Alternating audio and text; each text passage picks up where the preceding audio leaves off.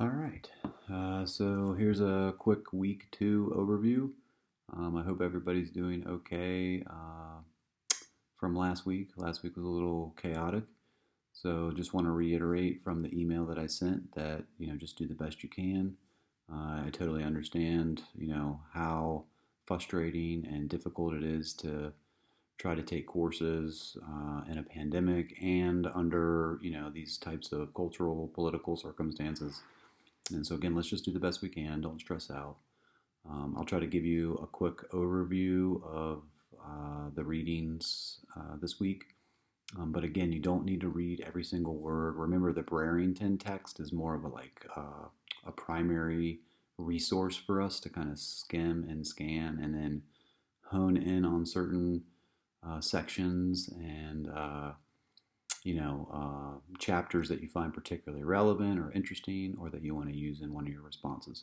But again, you don't need to read all of that. I know it's a tremendous amount of content, but again, it's designed to just familiarize yourself with and to skim and scan. For the Crowley and the Berlin and Inkster pieces, read those a little bit more carefully. Those set up major theories and ideas. The Berlin and Inkster pieces, pretty cool. It kind of elaborates on the current traditional pedagogical model that we've been talking about, and that pretty much kind of dominates the teaching of comp for 60 plus years up until the 70s, like I mentioned in this week's written overview.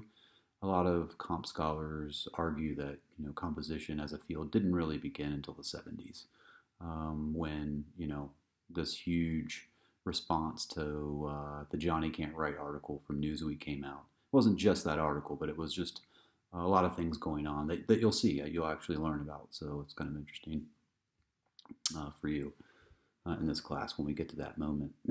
But again, the Inkster and Berlin piece talk about current traditional pedagogy. They kind of trace its roots. They look at they reference a few very early rhetoric textbooks that are really popular, like Blair, Whatley, and Campbell. Those are a couple names you'll probably see if you read rhetoric and composition history scholarship, because those are like some of the very first rhetoric handbooks ever used in institutions. But Berlin and Inkster trace how those texts kind of had this idea of current traditional pedagogy embedded in them already. And then Berlin and Inkster look at four specific handbooks, textbooks used to teach writing that are current traditional pedagogical models. So they basically try to show you what it looks like in the classroom, what were some of the epistemologies, the ways of knowing that informed the current traditional pedagogical model, and then how did that sort of manifest itself in the textbooks, in the classroom activities, in the things that students were doing in the class.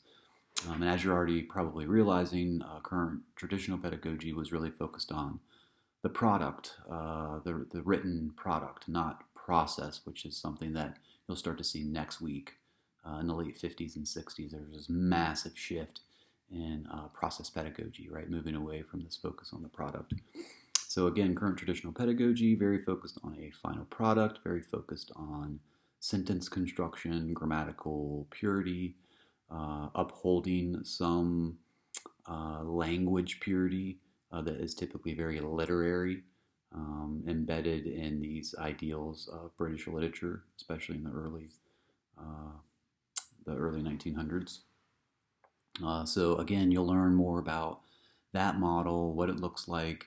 They talk about formalism again, and how that mindset of truth is in the external world.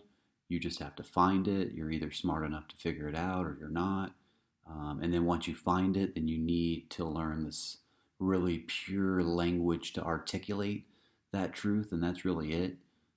So, essentially for current traditional pedagogy, the two things that made writing good were grammatical correctness, language purity, no errors, and genius, right? Just they couldn't really explain, how you got from one phase of your writing to the next. It was just the product of genius, and then of course, grammatical and mechanical mastery.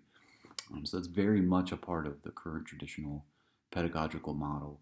Um, and you'll see that, you know, sort of play itself out over the next 50, 60 years. Might be interesting for you to look at some of the Washington Normal School materials that I have posted as reference resources and see where is the current traditional pedagogical model showing up in the school's curriculum, in its writing courses. What does it look like, etc. So there might be something interesting to take a peek at. And then the Crowley piece is interesting. I'm just checking my notes. I'm sorry if I look down. Um, the Crowley piece is interesting because she kind of traces the history of composition, how scholars came back from Germany with this new model and started to, you know, build institutions off of it. Um, let's see. She talks about Adam Sherman Hill and his sort of language purity. She talks about his placement tests, um, and how they were basically, you know, trying to design a test to, you know, put the responsibility of preparing students on K through 12 on public schools, but then also too creating this ideal writer that really no one would ever actually be able to replicate. That's something that I've really learned in my 18 or 17 years of teaching and studying composition, is that there's a lot of people that have these really grand ideals of what language should look like or could look like, that they themselves can't even replicate, that are almost, you know, they're impossible. They're like a dream state of language use because humans just don't use language like that. And grammatical and mechanical mastery isn't necessarily the key to clarity or persuasion in a lot of cases. So it's just interesting to see a lot of these debates and arguments and theories kind of unfold over these decades. Okay, and then Crowley, she also, let's see, she talks a little bit about Berlin uh, in relation to the current traditional pedagogical model, and she just keeps reiterating some of its history and its reason for existing.